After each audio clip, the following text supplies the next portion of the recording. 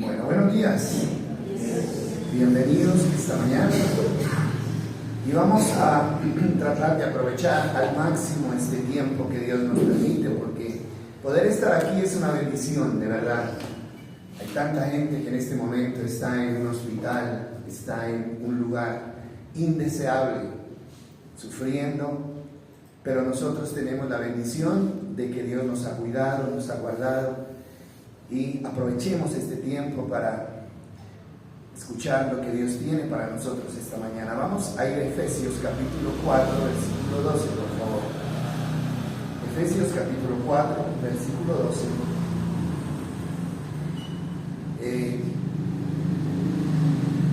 Estamos manejando un tema que es muy importante. Vamos a leerlo desde el versículo 12. Bueno, este es un tema muy importante cuando se trata de la enseñanza de la palabra. Obviamente está hablando a los pastores, maestros, apóstoles, evangelistas, y dice: ellos tienen la responsabilidad de preparar al pueblo de Dios para que lleven a cabo la obra de Dios y edifiquen la iglesia, es decir, el cuerpo de Cristo.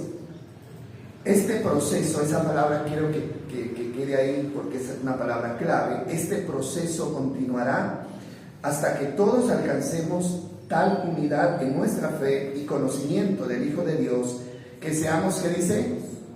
Maduros. Que seamos maduros en el Señor, es decir, hasta que lleguemos a la plena y completa medida de Cristo. Bueno, lo que estamos aprendiendo en estos días es acerca de el crecimiento espiritual, acerca de la madurez y el crecimiento espiritual. Lo recuerdan, ¿verdad? Entonces, aquí el apóstol define lo que es madurez espiritual. O sea, ¿qué alcanzaron a captar ustedes del tema? O sea, aquí está la respuesta. Si a usted le preguntan qué es madurez espiritual, la respuesta está ahí. ¿Cuál sería la respuesta? Miren, ahí es claro. Y es un desafío grande, no es un desafío pequeño. Dice el versículo 13, creo que en el versículo 13 dice: este proceso continuará hasta que todos alcancemos tal unidad de nuestra fe y conocimiento del Hijo de Dios, que seamos maduros. O sea, la madurez en el Señor, y la palabra es decir, significa es decir, hasta que lleguemos a la plena y completa medida de Cristo. O sea, entonces, ¿qué sería madurez? Madurez es haber llegado a la plena medida de Cristo. Eso es madurez. Entonces, para mí es tan importante que nosotros podamos entender esta parte y podamos enfocarnos hacia allá. Llegar a la madurez es llegar a la medida de Cristo. Bueno, entonces, vamos a mirar algunas características de una persona que ha crecido y está madurando espiritualmente. Porque si nuestro objetivo es crecer y madurar, debemos saber con exactitud hasta dónde tenemos que llegar. Usted tiene que saber el tope, ¿no? Hasta dónde Dios nos está llamando a crecer y a madurar. Y vamos a mirar un pasaje en Juan capítulo 3. Juan capítulo 3, versículo 1. Bueno, anoche alguien me decía: es que estos temas ya los hemos visto tantas veces. Y yo le digo: claro que los hemos visto muchas veces, porque son temas fundamentales, son temas elementales. Pero ¿de qué nos sirve haberlos visto tantas veces? O sea, si lo que tenemos que hacer es realmente hacerlo realidad en nuestras vidas. Juan capítulo 3, versículo 1. Aquí está el diálogo entre Jesús y Nicodemo. Había un hombre llamado Nicodemo, un líder religioso judío de los fariseos. Una noche fue a hablar con Jesús. Rabí significa maestro. Le dijo: todos sabemos que Dios me ha enviado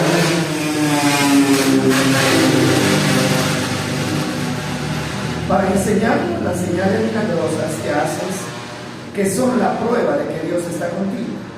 Jesús le respondió: te digo la verdad, a menos que nazcas de nuevo, no puedes ver el reino de Dios. Esta palabra es muy importante tenerla en cuenta. Versículo 4 dice, ¿qué quieres decir? Exclamó Nicodemo. ¿Cómo puede un hombre mayor volver al vientre de su madre y nacer de nuevo? Jesús le contestó, te digo la verdad, nadie puede entrar en el reino de Dios si no nace de agua y de espíritu. Bueno, aquí encontramos nosotros este diálogo, que es un diálogo que es muy importante. ¿Por qué? Porque esta enseñanza nos da una buena base para entender lo relacionado con el crecimiento espiritual. Esto nos da una base muy importante. Nicodemo quería saber algo.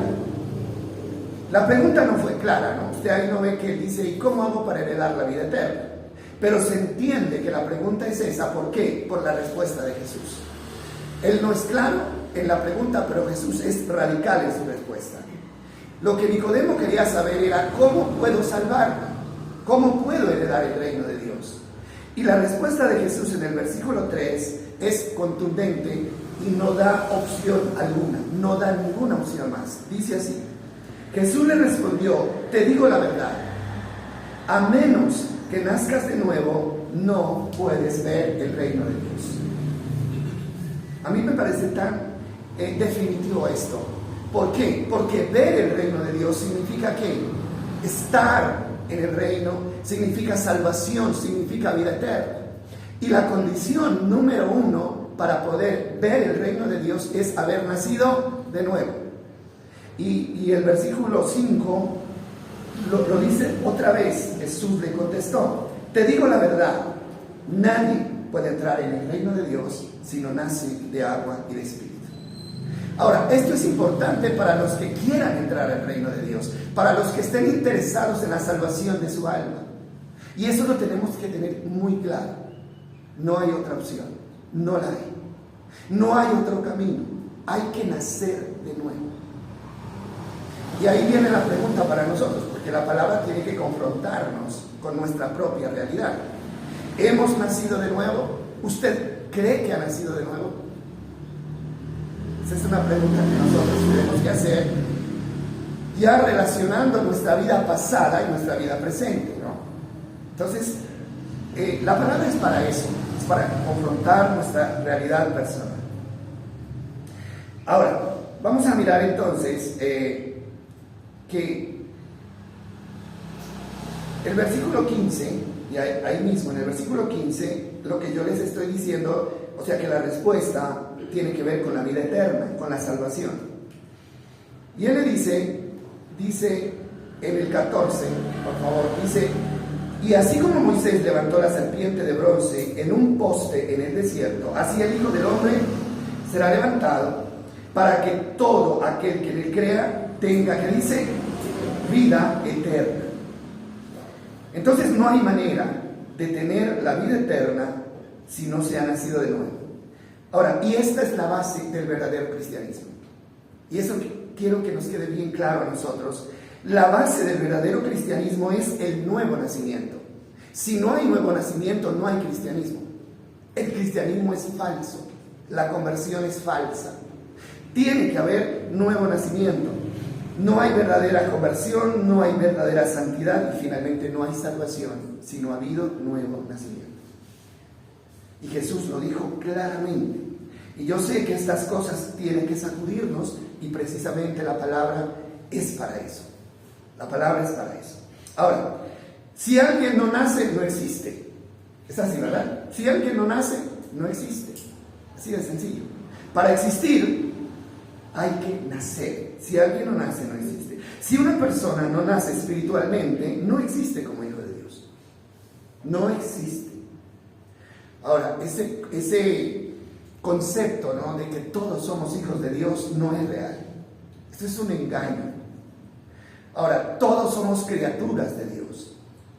Como los animales, como los árboles, somos criaturas de Dios. Pero hijos de Dios solamente son aquellos que han nacido de nuevo. Vamos a mirar entonces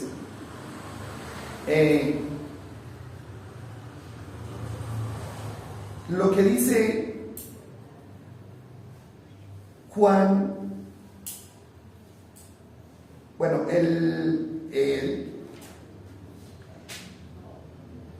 miremos primero Efesios 1:13. ¿Cómo se da este proceso? Ya tenemos claro esto, ¿verdad? Si no hay nuevo nacimiento, no hay salvación. No hay salvación. Entonces, ¿cómo se da este proceso del nuevo nacimiento? Porque es un proceso interesante que se da por pasos. Efesios capítulo 1, versículo 13 y 14. Para que usted y yo tengamos claro qué es lo que hay que hacer. Efesios capítulo 1, versículo 13, mire lo que dice. Y ahora ustedes, los gentiles, es un mensaje directo para nosotros, también han oído la verdad, la buena noticia que Dios los salva. Además, cuando creyeron en Cristo, Dios los identificó como suyos, al darles el Espíritu Santo, el cual había prometido tiempo atrás. Y el 14 dice: el Espíritu es la garantía de que tenemos de parte de Dios, de que nos dará la herencia, que es la salvación, que nos prometió, y de que nos ha comprado para que seamos su pueblo. Dios hizo esto para que nosotros le diéramos gloria y alabanza a su nombre. Entonces, vamos a mirar aquí este proceso. Primer paso para nacer de nuevo. Usted tiene que anotarlo, tiene que grabárselo aquí, porque si usted no está seguro de eso, usted tiene que dar estos pasos. Los tenemos que dar. Entonces, el primer paso en este proceso comienza con oír. Oír. ¿Qué dice? El versículo 13. Y ustedes los gentiles, habiendo oído, ¿qué dice? La verdad. Y eso lo reafirma Romanos capítulo 10, versículo 14. Vamos a mirar Romanos 10, 14.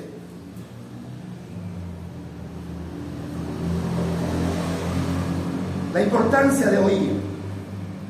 Dice: pero ¿cómo pueden ellos invocar a Jesús para que los salve si no creen en Él?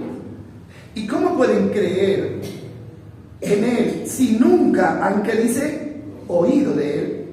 ¿Y cómo pueden oír de Él a menos que alguien se los diga?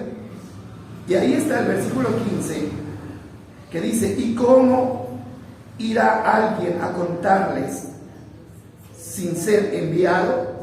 Por eso la Escritura dice: qué hermosos son los pies de los mensajeros que traen las buenas noticias. Qué hermoso esto, ¿verdad? Ahora, ¿cuál es este proceso?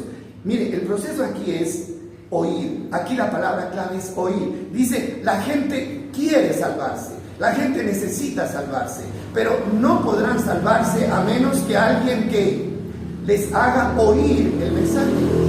Por eso decimos con seguridad que el primer paso para poder nacer de nuevo es oír la palabra de Dios. Es oír. Mire, nosotros estamos aquí, ¿verdad? Gracias a Dios que hemos llegado a los pies del Señor. Pero si usted se acuerda y hace memoria, alguien tiene que haberle hecho oír la palabra de Dios, ¿sí o no?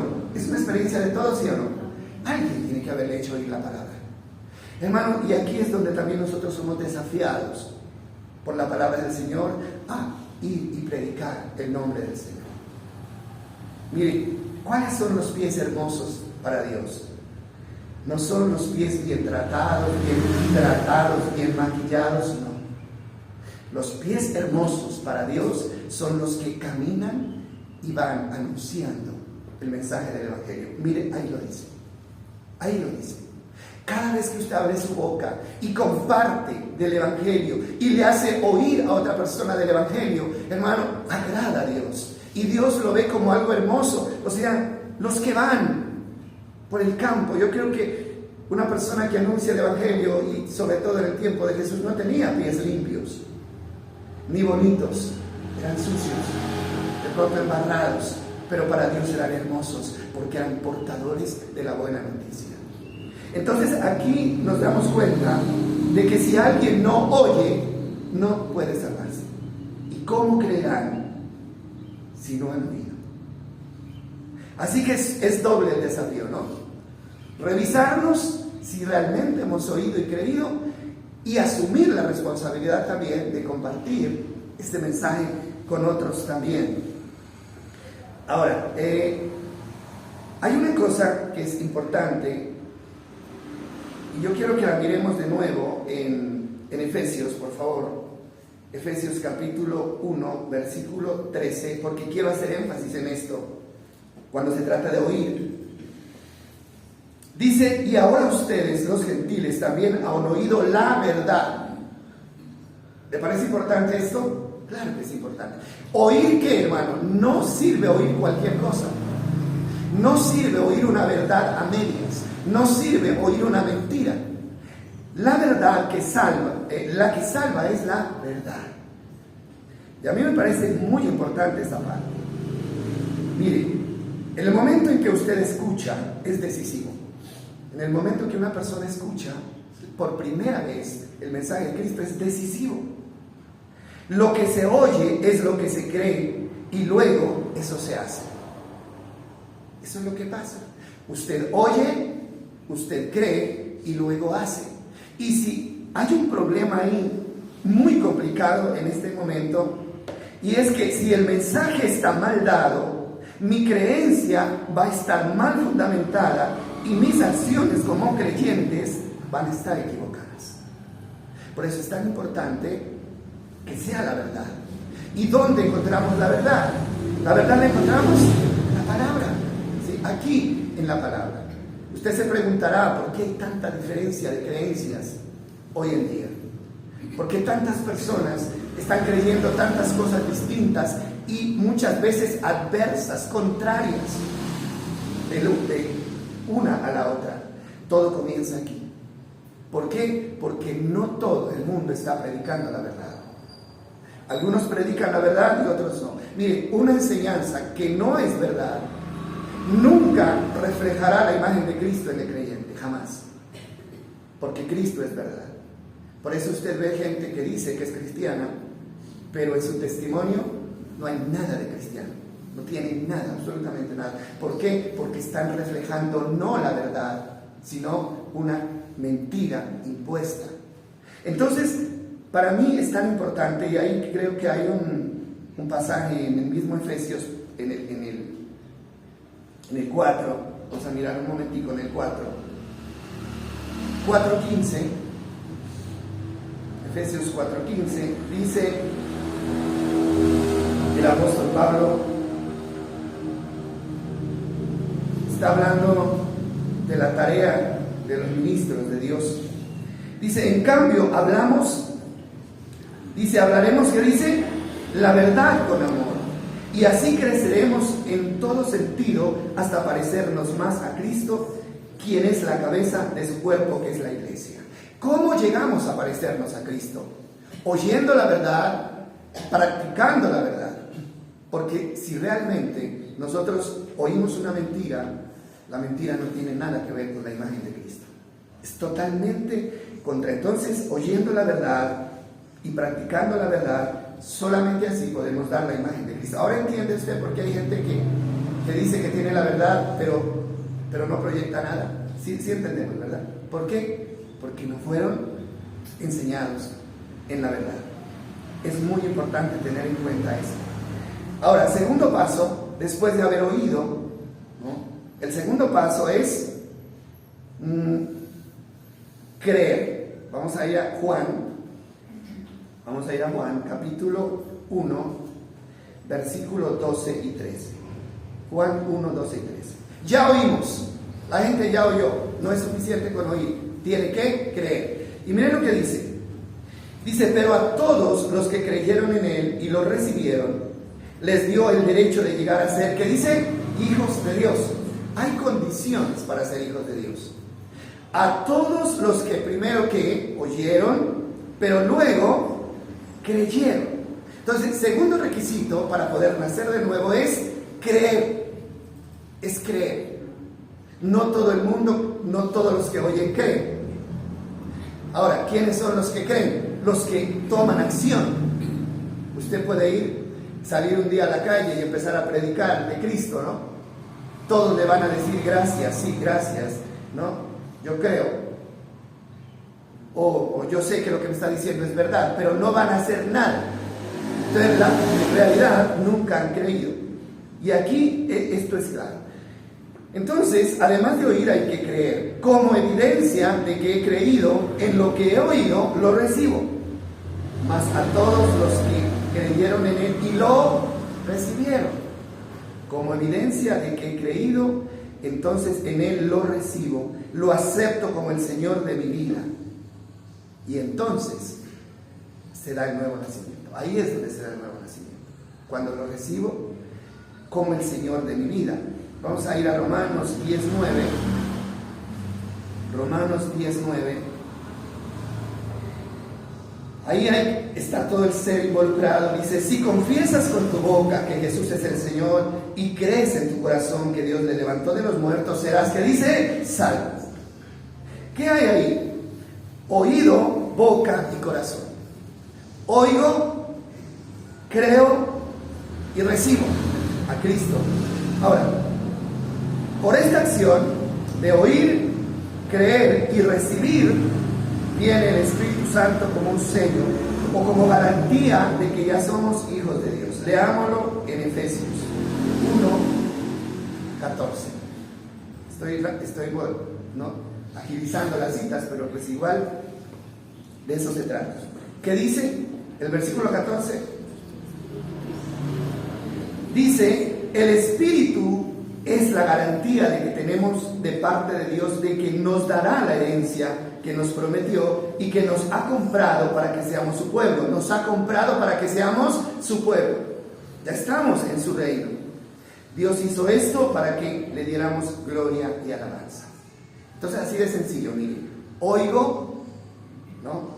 Creo, lo recibo y el Espíritu Santo viene para sellarme e introducirme en el cuerpo de Cristo, que es la iglesia. Ya pertenezco a la familia de Dios, ya estoy en el reino de Dios. Qué bendición, ¿verdad? Hicimos ese proceso, hemos hecho ese proceso. Entonces, si usted ha hecho ese proceso, no tenga miedo, usted está en el reino de Dios, esté seguro de eso. Pero eso sí, cuando habla de corazón, ¿no? Confesares con tu boca y creyeres en tu corazón, eso es sinceridad, eso es honestidad. El corazón involucra todo nuestro ser. Pertenecemos a la familia de Dios. Ahora sí, vamos a decir que aquí, o sea, usted, le hago una pregunta. ¿Usted siente que pertenece a la familia de Dios? ¿Sí lo siente? ¿En su corazón está seguro? ¿Sabe por qué le hago esta pregunta? Por lo que dice Romanos 8:16. Romanos 8:16, usted tiene que sentir esto, tiene que sentirlo, hermano, de verdad, eso tiene que estar en su corazón. Romanos capítulo 8, versículo 16, mire lo que dice ahí. Dice, pues su Espíritu, el Espíritu Santo, se une a nuestro espíritu para confirmar que somos, ¿qué dice? Hijos de Dios. Debe haber una confirmación, hermano. Usted no puede decir, yo creo que soy hijo de Dios, sí, de pronto sí. Usted tiene que confirmar en su corazón que es hijo de Dios. Tiene que ir seguro, tiene que caminar por la vida seguro de que es un hijo de Dios y que el Espíritu Santo vive con usted. Usted no puede ir dudando por la vida. ¿Por qué? Porque no es lógico. Si usted ha nacido de nuevo y tiene el Espíritu Santo en su vida, el mismo Espíritu que dice acá, el mismo Espíritu le dice a nuestro espíritu y le confirma que somos hijos de Dios.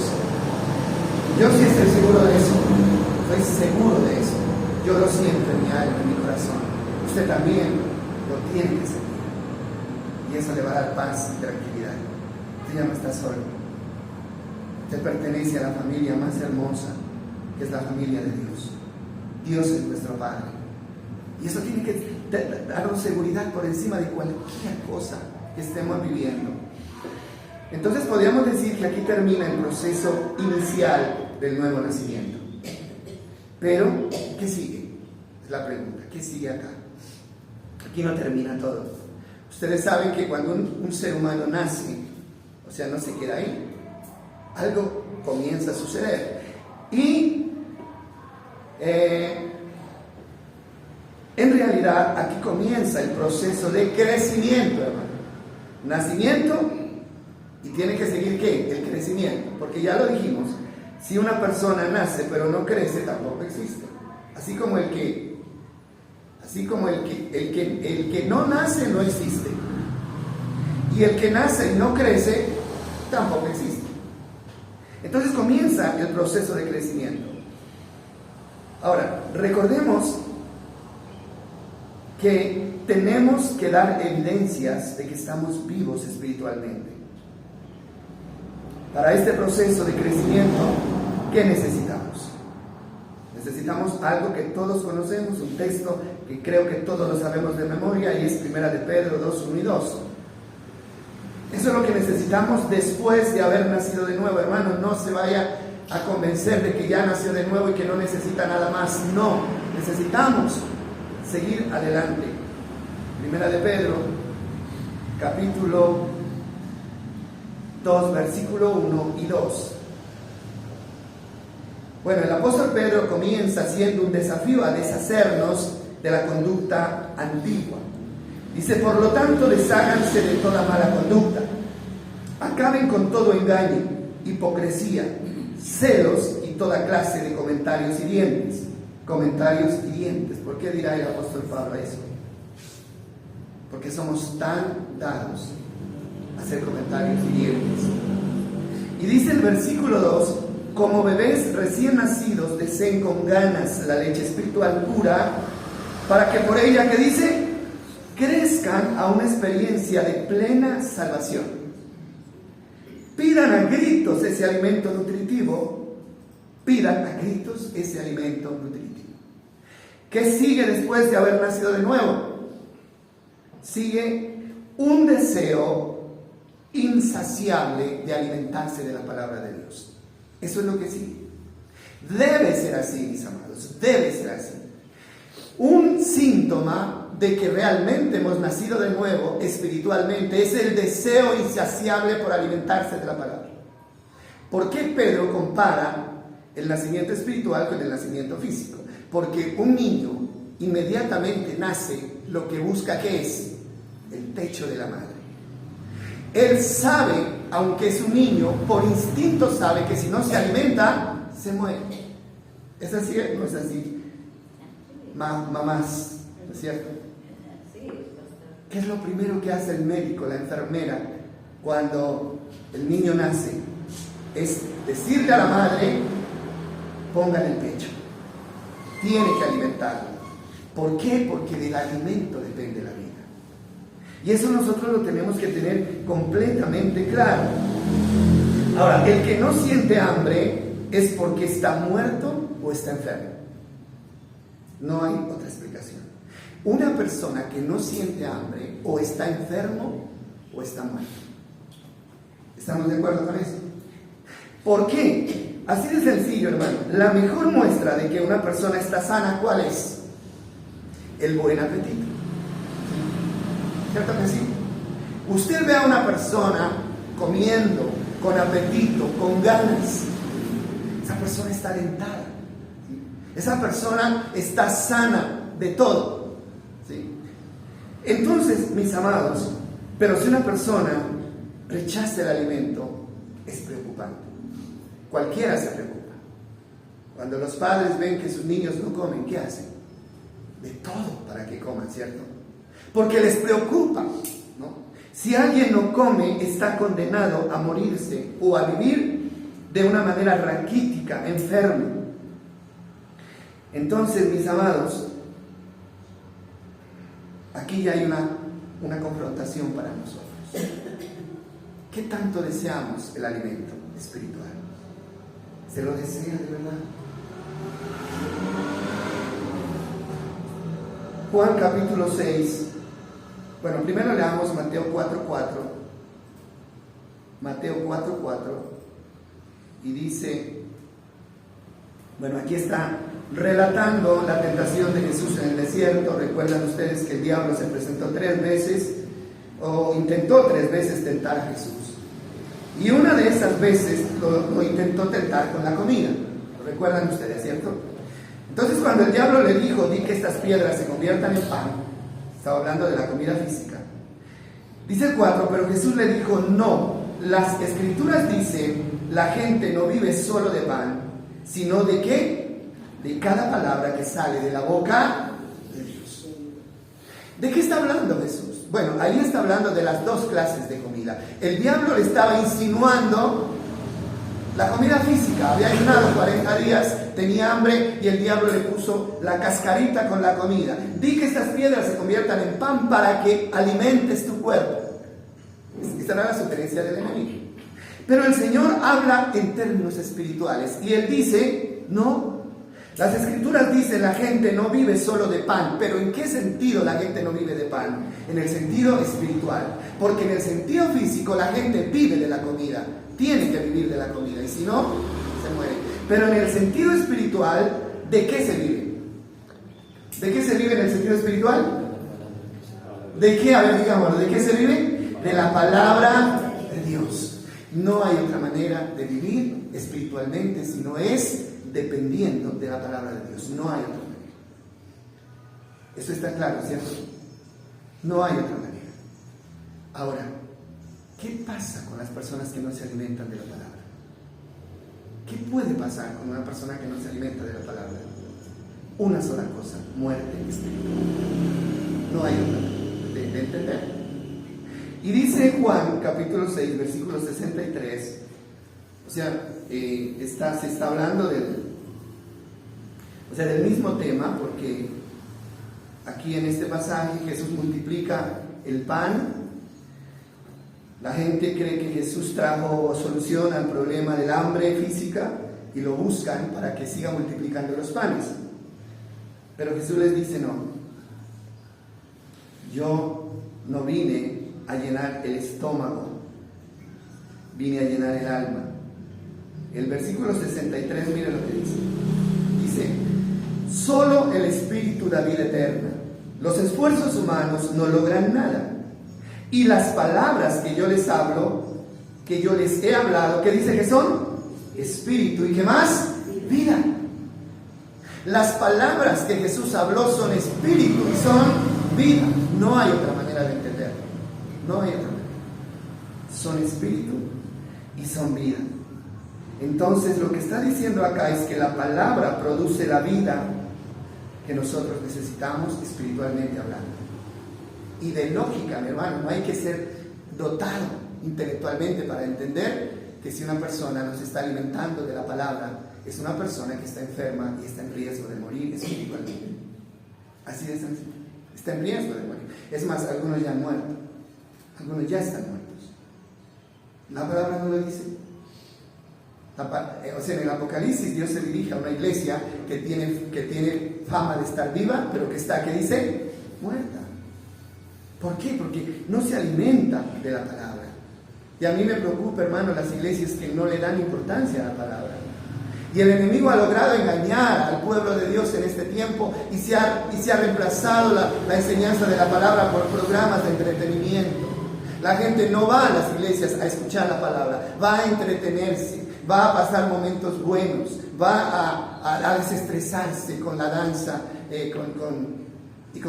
con todo esto. Pero sus mentes siguen vacías y sus vidas van en retroceso espiritualmente hablando. Usted nunca va a ver una iglesia que obedezca, una iglesia que crezca espiritualmente, si realmente no hay palabra en esa iglesia. Y eso es un engaño del enemigo. Entonces la palabra produce vida. Pensaba yo cuando hacía este estudio de que hoy en día nosotros hemos sido injustos con Dios cuando decimos que hay alimentos que son malos, ¿no? Hay la gente que dice hay alimentos que son malos, ¿no? Es que este alimento es malo, este alimento hace daño. Hermano, eso no es verdad.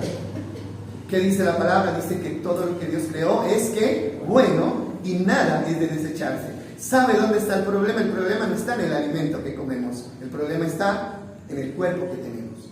¿Qué es lo que está dañado? No es el alimento el que está dañado, es el cuerpo el que está dañado, ¿sí? Hay como nosotros hemos lesionado nuestro cuerpo porque no hemos cuidado el templo del Espíritu Santo con el abuso del trabajo, con las preocupaciones, con todo esto. Entonces hay gente que hasta el agua le hace daño para el estómago. Hay gente, ¿sí o no? No es que hasta el agua siento que me hace doler el estómago. ¿El agua es mala? El agua es vida, ¿sí? Es que yo no puedo comer pan porque es que el pan me hace daño. El pan es malo, el pan no es malo. El malo es usted es el que está enfermo. Entonces no podemos echarle la culpa a Dios de haber creado cosas para nosotros, y debemos pedirle perdón a Dios y darle gracias a Dios y procurar sanar nuestro cuerpo, que Él lo sane, para que podamos vivir bien, ¿no? Y disfrutar de lo que Dios nos ha dado. Entonces queda clara esta parte. Bueno, en toda esta, o con toda esta información que ustedes están recibiendo, yo espero que no nos quede duda de la importancia de la palabra de Dios en nuestro proceso de crecimiento y madurez espiritual. No hay crecimiento, no hay madurez, no hay posibilidad de avanzar a menos que empecemos a alimentarnos de la palabra de Dios. Para reflexionar, una reflexión personal, ¿qué tanto usted se está alimentando de la palabra de Dios? Usted, ¿qué tanto se está alimentando de la palabra? No es para que me responda, sino para que se responda a usted mismo. ¿Qué tanto y qué tan bien nos estamos alimentando? Bueno, le hago esta pregunta, ¿por qué? Porque de esta pregunta depende la respuesta o depende la condición en la que nosotros estemos.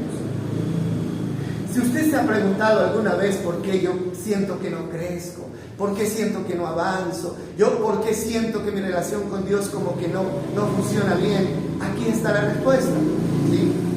¿Por qué me siento desanimado en las cosas de Dios? ¿Por qué no tengo fuerzas para seguir hacer lo que... Ahí está la respuesta. Posiblemente no nos estamos alimentando adecuadamente con la palabra de Dios. Físicamente, ¿cuántas veces necesitamos comer diario para estar bien? ¿Cuántas veces comen ustedes? Por lo menos 3, y entre las 3 hay algo, ¿cierto? ¿Para qué? Para estar bien. Deje de comer una semana y vean cómo se va a sentir usted. ¿Se seguirá sintiendo bien? ¿Seguirá sintiéndose con fuerza? No, hermano, pero hay gente que pasa una semana y no se alimenta de la palabra. Pueden pasar 15 días y no se alimentan de la palabra. No la buscan, no la estudian, no la asimilan. Es lo mismo. Usted no puede sentirse bien ni tener fuerzas a menos que usted se alimente. Yo no sé cuántas veces, pero por lo menos una vez diaria usted tiene que alimentarse de la palabra. Y en este tiempo, hermano, que no hay disculpa, ¿no? Es que no puedo, es que yo ya no veo para leer. Hermano, prenda la televisión y escoja un buen programa y escuche. Estos celulares, hermano, estos celulares que pueden ser una maldición que nos aleje de la palabra, y eso es lo que realmente hace, o puede ser una bendición, porque ahí podemos encontrar palabras. O sea, no toda la palabra es buena, pero usted puede encontrar palabras, ¿sí? Entonces, hermano, no hay disculpa. La comida está servida, la comida está preparada. Entonces tenemos que reflexionar, ¿estamos alimentándonos bien y estamos alimentándonos lo suficiente para estar sanos, creciendo y estar fuertes? Entonces todo el que quiera crecer debe tomar en serio este llamado. Esto es urgente, hermano. Esto de alimentarse no da espera, es urgente. Disciplínese, por favor, disciplínese usted y déle un espacio diario al estudio de la palabra, pero sin afanes. Sin afanes. Miren, no vaya a cometer el error de leer la palabra para tranquilizar la conciencia simplemente, porque eso a veces hacemos, ¿no? No, entonces yo leo la Biblia todas las mañanas, pero como me está cogiendo la tarde, entonces leo un versículo a la carrera. ¿Para qué?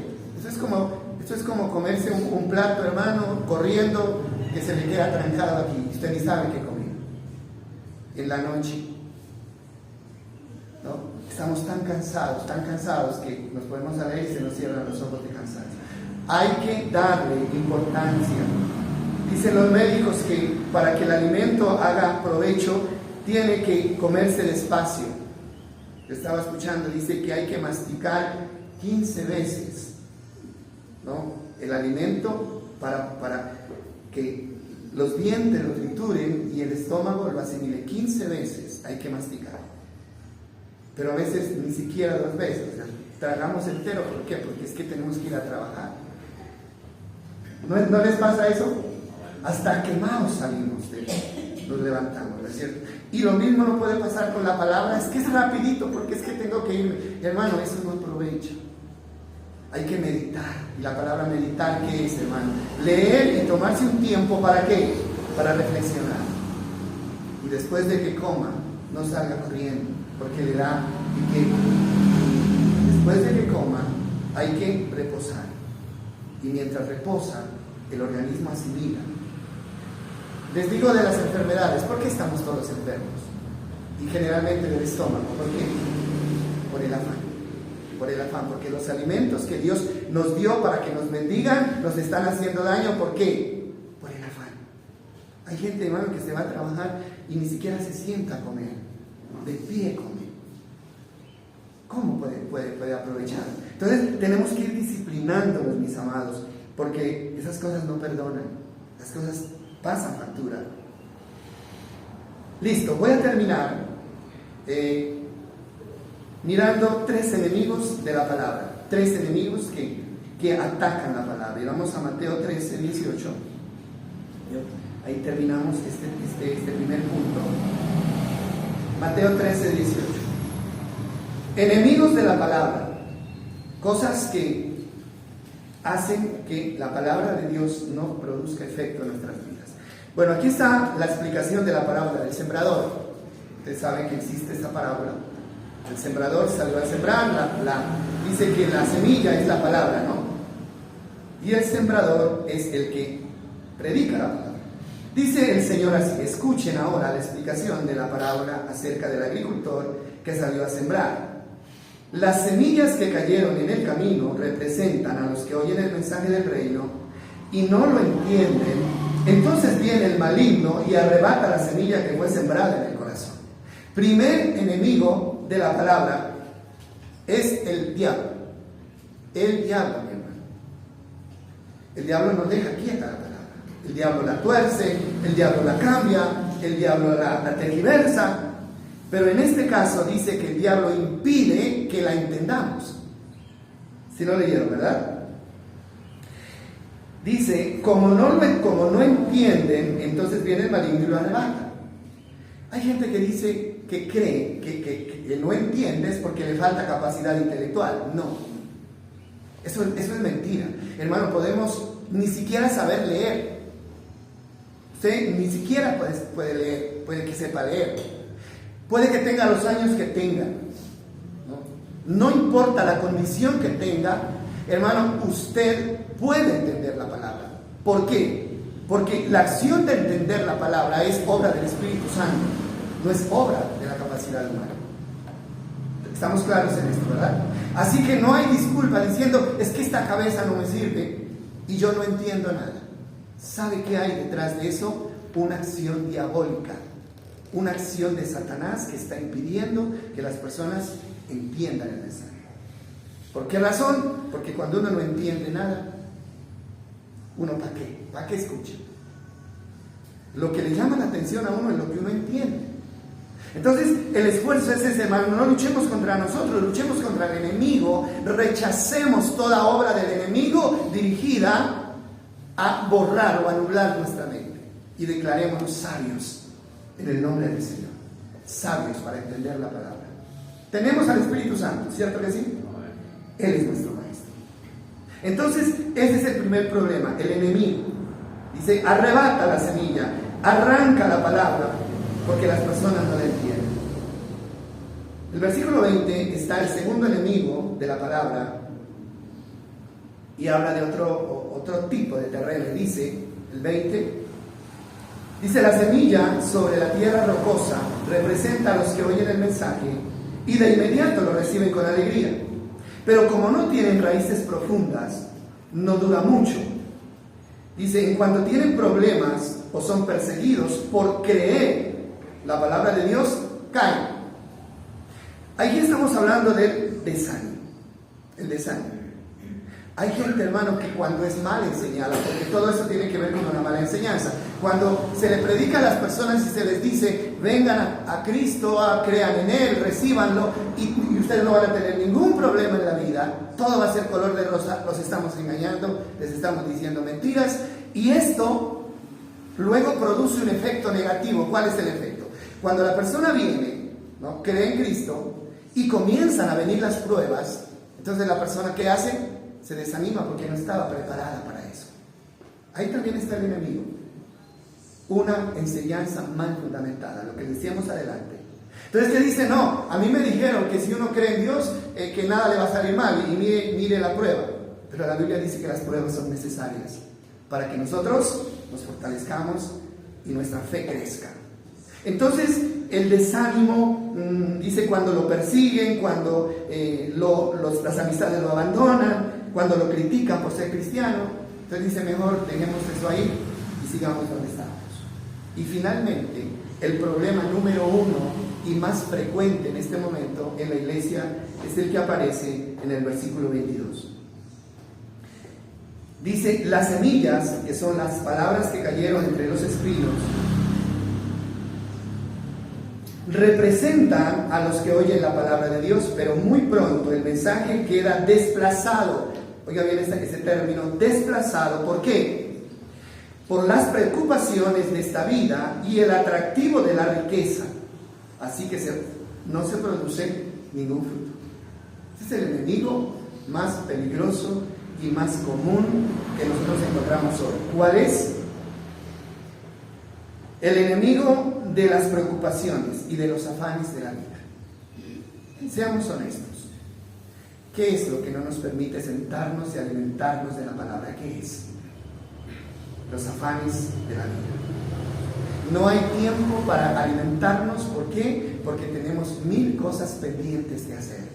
Porque usted se duerme pensando en lo que tiene que hacer y se levanta pensando en lo que tiene que hacer. Cosas que de esta tierra.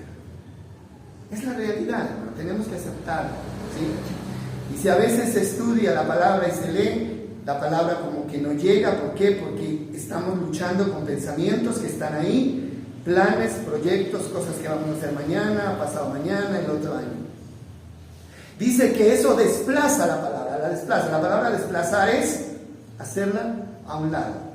No deje que nada desplace la palabra que Dios tiene para su vida, porque en ella está la vida. Y lo otro que tiene que ver es con el atractivo de las riquezas. Todo lo que nosotros hacemos, lo hacemos pensando en ¿qué? En el dinero. Eso es la verdad.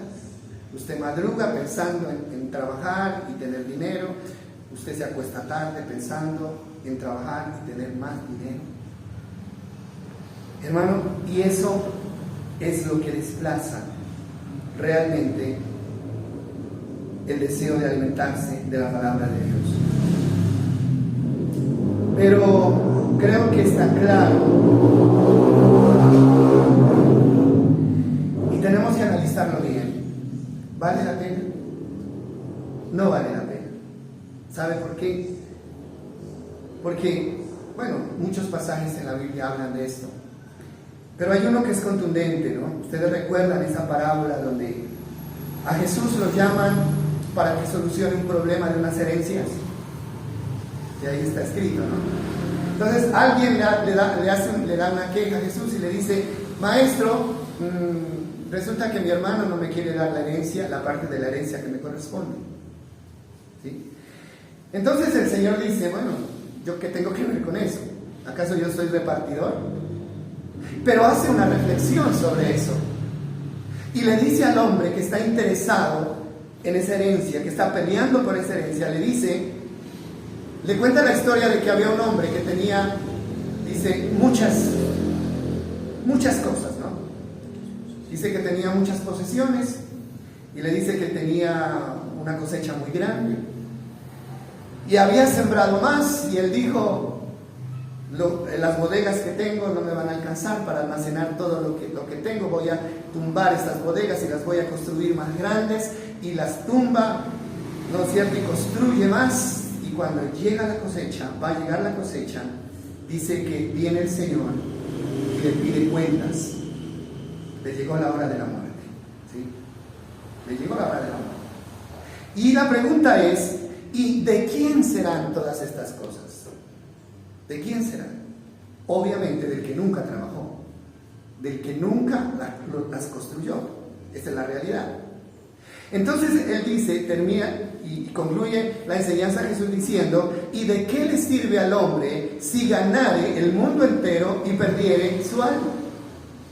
¿De qué le sirve? ¿Cuál es la reflexión? Todo lo que construyamos materialmente hablando, eso se termina. Eso se acaba cuando nosotros dejemos de existir. Se acaba. Pero lo que construyamos, ¿no?, dándole valor a la palabra, esa vida eterna que vamos a obtener a través de la palabra, esa no tiene final aquí en la tierra. Esa trasciende la eternidad y nos acompaña hasta después de la muerte. Es cuestión de sabiduría, ¿sí? Cuestión de sabiduría. Ahora, no vamos a dejar de trabajar. Ustedes tienen sus proyectos, tienen sus empleos, tienen sus compromisos. Sigan adelante, sean responsables con sus obligaciones, pero háganle un espacio a la palabra. Háganle un espacio a la palabra. Colóquenselo como meta, ¿sí? En el momento en que usted decide alimentarse de la palabra, usted está fortaleciéndose. Y el enemigo no va a lograr derribar. Es triste ver, hermano, cómo los creyentes hoy en día, unos, ¿no?, están de pie y otros están abajo. Usted no conoce gente que estuvo en la iglesia, estuvieron bien y hoy están peor que antes. No conoce gente así. ¿Qué pasaría? ¿Por qué se murieron espiritualmente? Porque dejaron de alimentarse. Hermanos, no dejen de congregarse. Vengan. Si ustedes creen que se les está dando un alimento correcto aquí en este lugar, hermano, haga todo lo posible por venir. No deje que el enemigo le ponga trabas. Si usted considera que nos estamos alimentando, a veces en la casa pues hay más obstáculos, ¿no? Pero aquí sacamos el tiempo, ¿no? Ustedes me encanta verlos así, atentos, ¿no? Todos atentos. Qué bueno. Eso me gusta. Y eso es bendición para nuestras vidas. Yo me esfuerzo, mis amados, me esfuerzo toda la semana a preparar este tema. Yo comienzo el lunes de la mañana a preparar este tema y lo preparo con honestidad y le ruego a Dios todos los días que nos bendiga a través de esta palabra. Y le pido, Señor, traiga a las personas que necesitan este alimento. Y aunque nosotros de pronto no lo reconozcamos, pero es por eso que nosotros aún estamos de pie y con ganas de seguir adelante. De lo contrario, ya también hubiéramos dado la vuelta, y que Dios nunca lo vaya a permitir. Que Dios nos bendiga, mis amados. Agradezcámosle a Dios por ese bendito alimento de la palabra. Señor, hoy una vez más reconocemos, Dios, que has hecho todo lo que estaba a tu alcance, Señor, para que nosotros podamos estar bien, fuertes y creciendo, Señor. Gracias por esta palabra bendita que nadie ha podido quitar, Señor, que nadie ha podido arrancar, Señor amado, de la tierra. Gracias, Señor, porque a pesar de los intentos del enemigo por alejarnos de esta palabra, Señor, esta palabra sigue teniendo vida y poder en nosotros, soberano Dios. Señor, queremos abrir un espacio en nuestra vida, en nuestro quehacer diario, para alimentarnos de esta palabra, Señor, y que nadie nos robe, Señor, esta bendición. Gracias por tu iglesia, porque entendemos, Señor, lo que tú nos dices y deseamos ponerlo en práctica. En el nombre de Jesús. Amén.